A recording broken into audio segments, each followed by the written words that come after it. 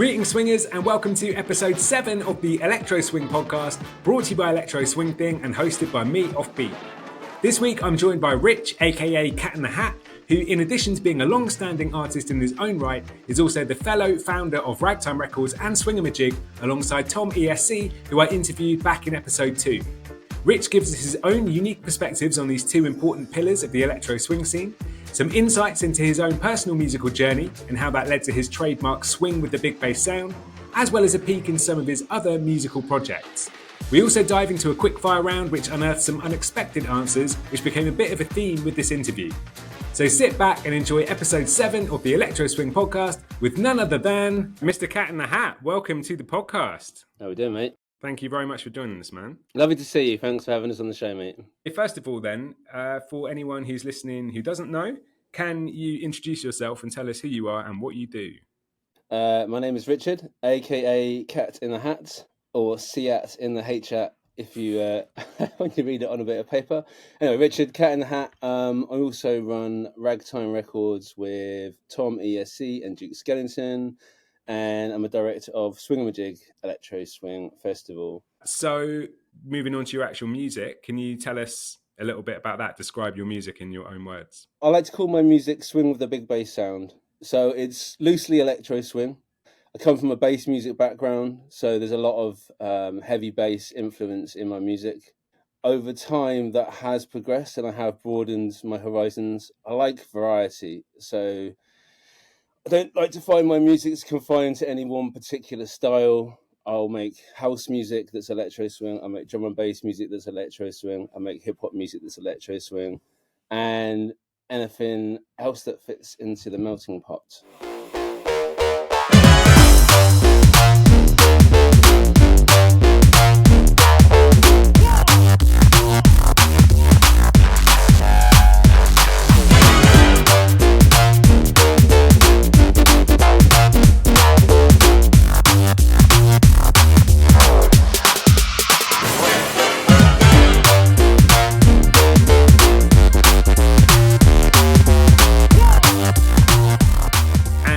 Tell us a little bit about your personal musical journey prior to electro swing, because a lot of people I speak to obviously started doing music before they made electro swing, and I'm guessing you're no different. So what was your journey before that?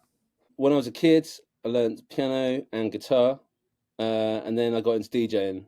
When I was 17, started DJing a lot of drum and bass music, a bit of happy hardcore, quite a lot of hip hop. Nice. Used to DJ under the name The Doctor. Yeah, used to DJ a lot of drum and bass. Used to run our own nightclub events as well. Did the first one in 1997. Wow. That's showing my age right there. And then after the drum and bass, probably did that for at least a decade as The Doctor. More than a decade, really. Oh my gosh. And then after that, we started doing Brotherhood of Filth, which was a free DJ 4-deck dubstep turntablism thing. So awesome. Myself and Mr. Switch and General Rhythm. And we toured around doing that for a while. That was a lot of fun. Awesome. And then I also joined a band called Alternative Dubstep Orchestra, which was, there was between 10 and 15 of us, depending on the gig, playing live dubstep.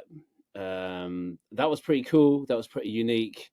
Lots of really wicked musicians that it introduced me to as well.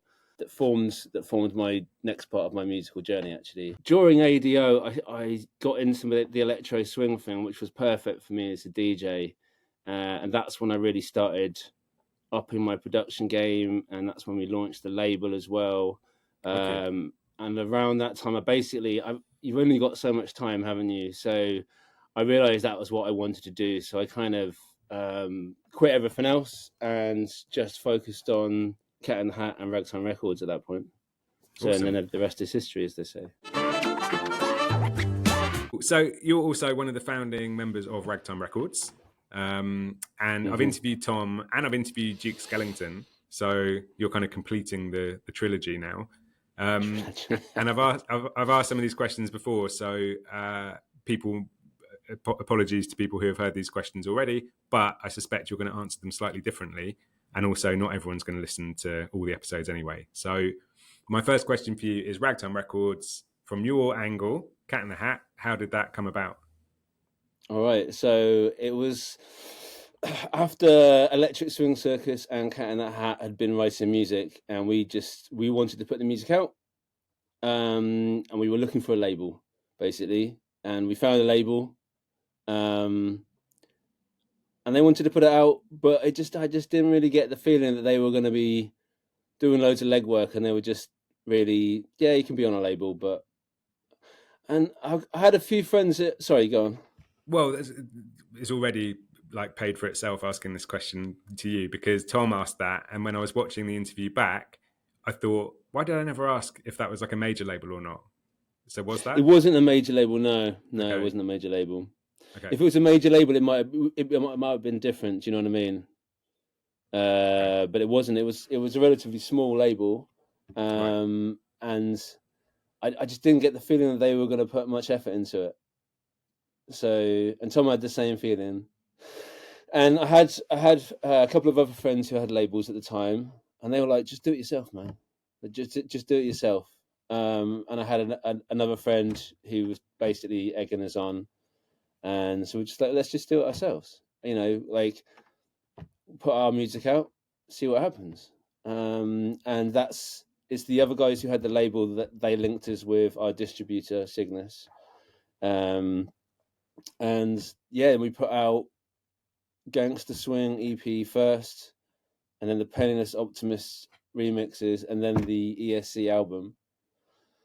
And then after that, other people contacted us to put music out on the label, basically.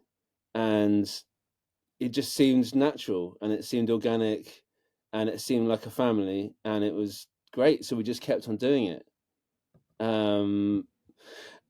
And then we were like, well, we've also got all these bands that we're in contact with that aren't, you know, they're putting their music out, but there's so much scope for remixes here. We've got loads of lovely stems to do remixes here, and we know lots of dance music producers and stuff. Let's link people together, put the music out. So we found a little bit of a niche that way doing it. Again, I asked this to Tom already, and I think it was a bit of a unkind question to ask because it puts you on the spot a little bit. But what are some of your favourite releases from Ragtime over the years? Oh shit! It's not. It does put me on the spot, but not because of favoritism, just because of terrible memory. And there's honestly so many. Obviously, I'm going to be super biased and say the Gangster Swing EP for me, because that was the very first one, and it was my very first one, and it was exciting. And I remember going to events and hearing other people play it and stuff. You know, like, oh, that's my tune. Like, people are like, oh, that's not your tune. I'm like, yeah, it's my tune. Yeah, stuff like that. You know what I mean? Yeah. And that's a great feeling, even though they don't believe me. Cool. And like, you guys are releasing a lot of stuff at the moment. I've seen, well, again, when I spoke to Tom, he said that you're sort of releasing something every 9 days. Is that the plan? We're releasing usually 2 or 3 releases a month. I'd say is our sweet spot. So when you're doing it every week, it seems like a bit much, and once a month isn't really enough. So yeah, 2 to 3 a month seems good, I think. Okay. It's taken a while to get used to that, but we were doing just EPs, right? And albums, and then it's like if you're doing a remix EP, you've got to wait for all the remixes. And there's some producers are like, oh yeah, it's coming, and then it never comes, and it's like we've got a few remix EPs that we never put out because we were waiting for the final tracks, and then it was like, oh well, the people who done the first remix, he doesn't even write music anymore, he's doing something else. And it's like, well, that's gone now. What a waste of good music. So is there some music that's never seen the light of day then? Yeah, absolutely. The Ragtime vaults? Yeah. Really? Yeah. I've got some absolute bangers that. Do you think you'll ever do that? Do you think you might do the lost tapes of Ragtime Records or something like that? Potentially, but some people I don't even have contact with, so they quit social media, and I don't have any other way of contacting them. For example, I'm have to message other people to say, yo, do you know such and such? Do you remember them? Like that kind of, it's literally that kind of vibe, mate. Yeah, but yeah, that'd be awesome, man. I'm sure there's a lot of people who would love to hear that. myself. Yeah, included. it's something that we could do, man. We could definitely do it. We'll move on to Swingamajig, which again I asked Tom these questions. So apologies for the repetition, but I do feel like you'll come with some different perspectives. So Swingamajig, biggest electro swing festival in the world. Again, how did it come about, and what's your take on it? How did it come about? Well, it was basically it was Tom. That's a Tom thing. How it came about. We were doing the Hot Club to Swing events, and Tom just wanted to put on bigger, more, basically more, just big.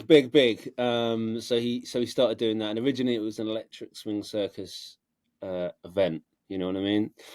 And I was helping doing the booking of the artists, and I was running stages for the first few years, and bit by bit I've become more on board, and I've been a director for 5 years now. So but I've always had a degree of involvement, but I wasn't the original creator, you know. I was just enjoying myself, man. Yeah, running some stages, booking some people, not worrying too much about the money side of things, and other stuff like that. You know, that's kind of cool. You got to do more of the fun side of things and not have to have so much of the stress. More recently, Tom's like, "Welcome, mate. I warn you, it's not as much fun now as it was before for you." And what about acts that played? Are there any particular standout memories of ones that you got to see, or like people who you're particularly proud of booking? Always the correspondence, always, standardly, right? Absolutely. And I'm a big sucker for Smokey Joe and the Kid as well, man. Yeah, man, me too. I'm a big sucker for them. Obviously, I'm a little bit biased. I'm a scratch DJ, but it's just a great show. Just always a great show, and you know, often a bit different each time, right? What they're doing. So I love Smokey Joe and the Kid. I'd love to get them on this pod, but when I interviewed Tom, I said that one of my favourite memories was seeing them perform at Swingamajig with Mice Diggy as well, who I know you. I love Mice Diggy, man. As a hip hop DJ, yeah. Mate, I used to go to the open mic shows that he would do in London back in like 2002 and stuff when I was like 18.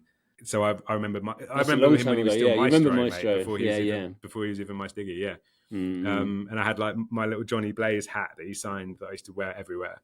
So I've loved Maestro for ages, and then Mice Diggy, and then I've loved Smokey Joe since I got into Electro Swing, and then when they started working together, I was just like, this is like a dream come true. Yeah, man. So we'll move on to the Electro Swing section now. My first question is, how did you actually get into Electro Swing? All right. Well, I was a mashup DJ, so I was mixing up all different styles. I don't like having to DJ one style. Maybe I get bored too easily. I don't know. I just like the variety. Anyway, my mate DJ Switch, Mr. Switch, come around my house with a load of Electro Swing tunes. He was like, "Yo, check all this stuff out, man." And so we had a little jam, scratching all that stuff up. I was like, "This is quality. This is wicked." I just loved it. I love the variety. I love the fact that it's not limited by a tempo or even a style. Do you know, you've got your hip hop, you've got your house, you've got your down tempo. There wasn't really drum and bass at that point, but there was scope for it, right? And at the same time, another friend of mine, Basics, I don't know if you know the Beatbox Collective. He's one of the guys from that. He runs a Beatbox agency as well. Anyway, he was good mates with Tim from the Correspondence. So he was basically loving them. He was like, "Mate, Correspondence are so sick. Like, trust me, they're my mates and they're so sick, and we need to put an event on with them." So I was like, "All right, let's do it." So we put an event on at the Hare and Hounds locally. And then we're like, right, we need other music for the night, don't we? So then I was like, right, well, I'm a DJ. Let's get some more Electro Swing. And that's kind of where I started digging in Electro Swing. And that's how I got into it, basically, between Switch and Basics, really, the two people that opened my eyes to it. Awesome. As far as production goes, though, I hadn't even considered it for production until one day I was doing this job and I heard these this youth band putting on the Ritz, and I was like, this needs a remix, man. This needs a remix. And that was when I did my Night on the Town. After that, I was like, right, I'm going to remix that track, and that was the first track I did as Cat in the Hat. Although actually, it was as the Doctor. Okay. I did Night on the Town as the Doctor, and I was like, I got like a load of attention for it. I was like, oh, cool, all right. So then I uploaded it as Cat in the Hat, and I had someone message me going, yo. The message the Doctor saying, "Yo, someone else is stealing your music, man." So no, it is me, honestly. So I wouldn't necessarily say you're like a founding artist of the genre as a whole, but you've been around like from early. And like when I first got into Electro Swing, you were one of the names that kept popping up like really early on. So how have you seen it change over that period of time? Well, I mean, it's kind of done a bit of this, hasn't it? As far as like the UK market, they're into fashion, right? What's fashionable, and Electro Swing, as far as events goes, got really big, and it definitely has peaked. And there's definitely a lot less as far as events go. Music-wise, online is still pretty good, actually. I'd say like. There's good numbers online, man. There's a lot of listeners, but they're more spread out over the world now. You know what I mean? Whereas before it was like a lot of UK, a lot of Europe, France, Germany, big, but not so much like America and stuff, right? And now I look at where the listeners are, and when you interviewed me last time, 2017, I'd probably say UK would be the number one listener base for me and for the label, and then like Germany or France, and then the other way, the next one next, and then America will be further down the list. Now it's about 2/3 to 3/4 America. Wow, yeah, literally, it's that much different. It's that much different, which is a good thing for the scene because it's a big place. It can there's a lot be. of listeners. So yeah, it's a good thing for the online scene, but not so good for the party event scene, because America's such a big place that you need to times those numbers by 10 to really get good numbers of people at the events in America, right? Yeah, because they're spread across because they're so spread out, country. Right? That's the problem with if you get those numbers in England, everyone's a lot more close together. You can put on the parties, but like that's the problem. You need to have it worked for dubstep when dubstep kind of died out a bit in the UK, died out a lot in the UK. A lot of the artists moved to America because it got big there, but it's so much of a bigger genre that it had parties happening, right? Yeah, yeah. And you had like mainstream artists like Skrillex and stuff that were making it more popular, I guess, which we don't Yeah, exactly. Yeah. Dubstep became so big, so big. And then, do you have any thoughts on the future of Electro Swing and what it might look like? Well, fingers crossed. Less AI and no AI in the future. But other than that, just to keep on doing what it's always been doing, being varied, being interesting, being fun music, right? Not being too restricted by what people it has to be a certain way. I know variety is the thing that brought me into the genre in the first place, right? So just more of the same like that, I'd like to ask you about some of your other projects because you've talked a lot about variety, and I know that you've got a variety of different types of music that you work on. So can you tell us a little bit more about some of the other stuff outside of Cat in the Hat? Yeah, I'm involved in a couple of other projects at the moment. So one of them is, you may have heard of her, Emily. So she is starting a live act, basically. Okay. And I am going to be the executive button pusher for that. Nice. So actually, before we met this morning, I was getting all the stems together for the show. Oh, wicked. Yeah. So we did a couple of gigs last year to kind of test the water. Can you tell us a little bit more about that project? Has it got a name? Emily Live. Okay. Yeah. Easy so we're playing Emily tunes. Emily's obviously fronting the show. And there's going to be live brass, live drums, live guitar, and I'm going to be doing scratches. And depending on how busy I am with stems and whatnot, breaking out the melodica probably as well, and maybe even the accordion. Cool. Nice, man. So, Okay, I'm looking forward to hearing more about that. That'd be really cool. The other project I'm involved in at the moment is Jasmine Gardosi. They were the poet laureate for Birmingham the last couple of years. Oh, sick. Really amazing poetry, basically. And they basically created this live project, which is about gender identity. It's a chance for them to do their poems, and we as a band are providing the sounds. It's not songs, it's more like theatre.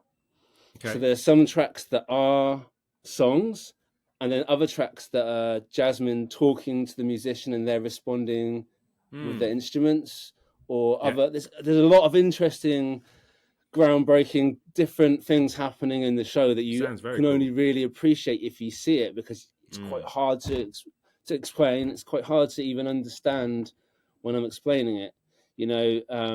It's really exciting.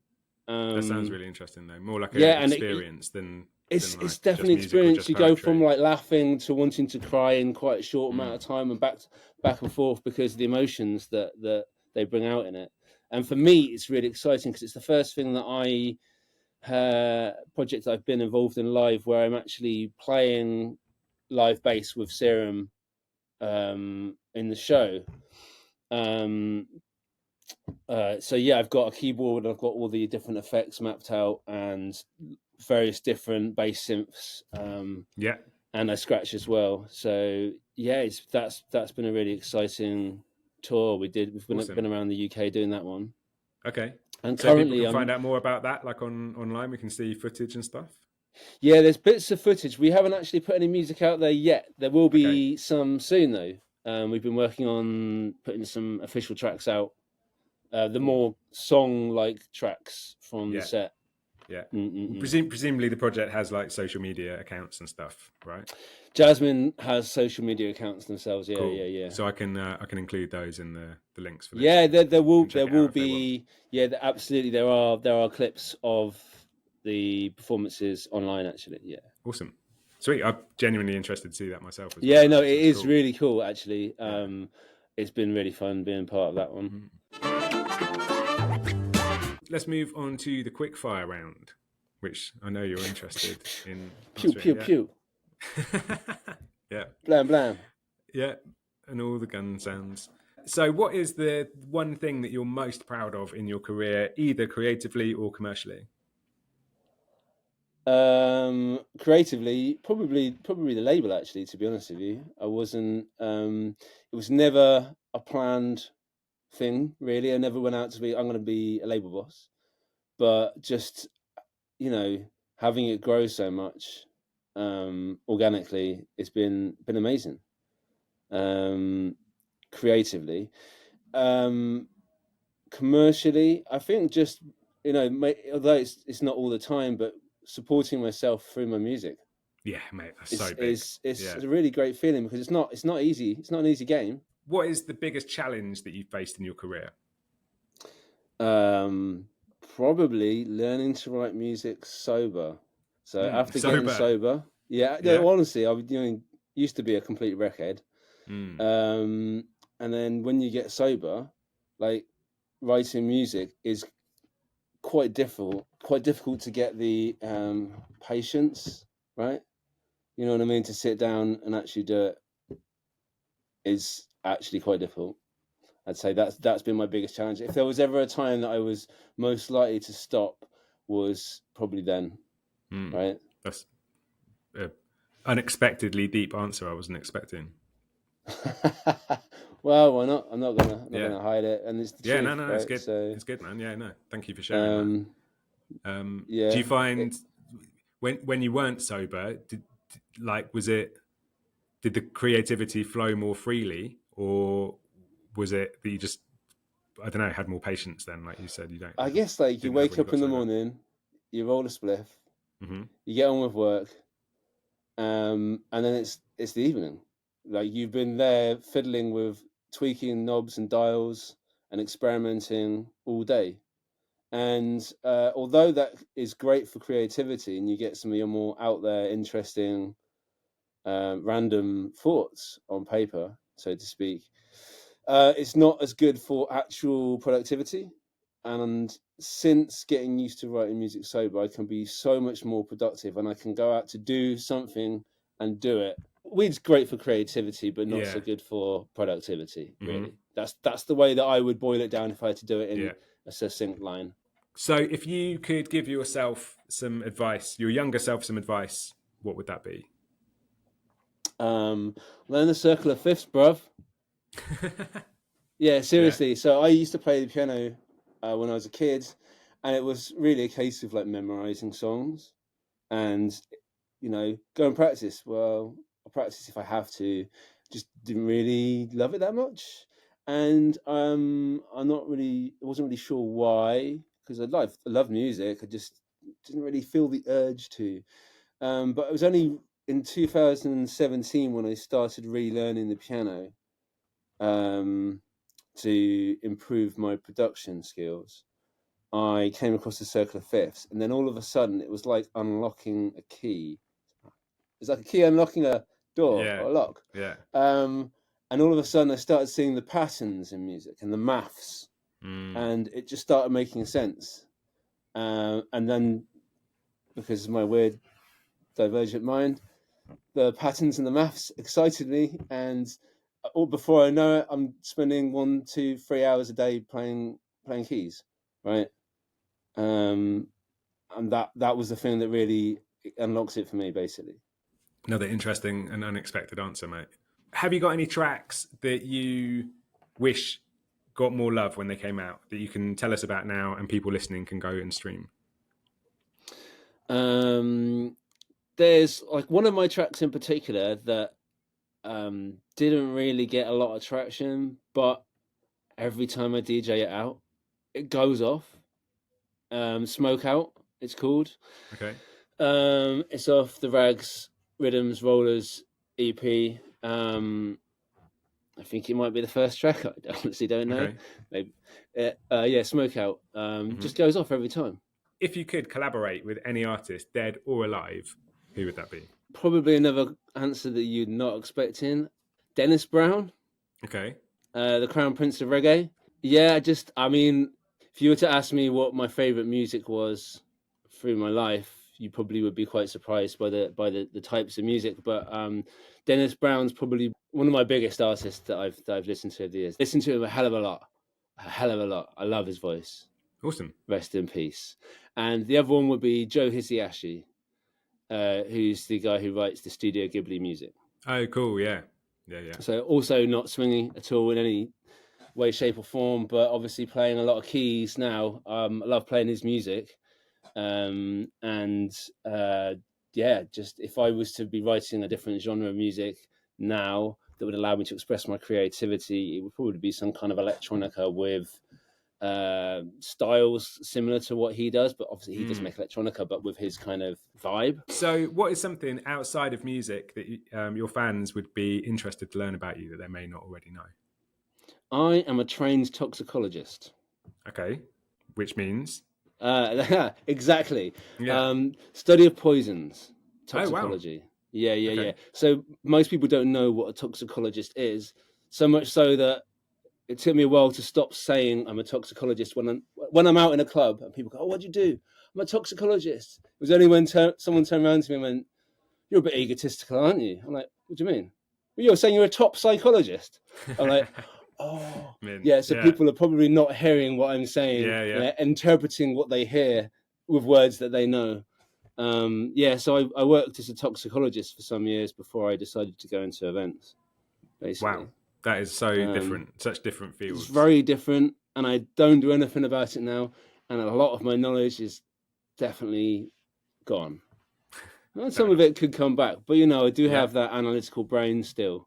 That does make sense. That does make sense. And a running theme of this interview has been you answering questions in ways I wasn't expecting. So there's another one. Any final words for fans of Cat in the Hat? Yeah, man. Keep listening, and thank you so much. Big yourselves up. Cat in the Hat crew. So finally, anything you would like to shout out? Anyone you would like to shout out? Any plugs, promo, anything like that? I'm just going to say we are very proud to announce we're going to be back at Shambhala Festival again this year. Nice. We're doing the Swingamajig Speakeasy. If anyone has been to that, you'll know it is live. I enjoy it so much. All right, sweet. Let's wrap it up there. Rich, thank you very much for chatting to us and giving us some very interesting and unusual and unexpected responses to the questions. My pleasure, mate. Thanks for having us. Thank It's really you, man. good to share. Well, big up. Thank you very much for joining us, man. So that was episode 7 of the Electro Swing podcast with Rich, aka Cat in the Hat. If you haven't already, go check out his music and socials, links in the description. You can also hear from his ragtime partners Tom ESC on episode 2 and Duke Skellington on episode 5. Of course, if you haven't already followed us, please do so at Electro Swing Podcast on all major platforms. And I'll be back in another 2 weeks with episode 8 of the Electro Swing podcast.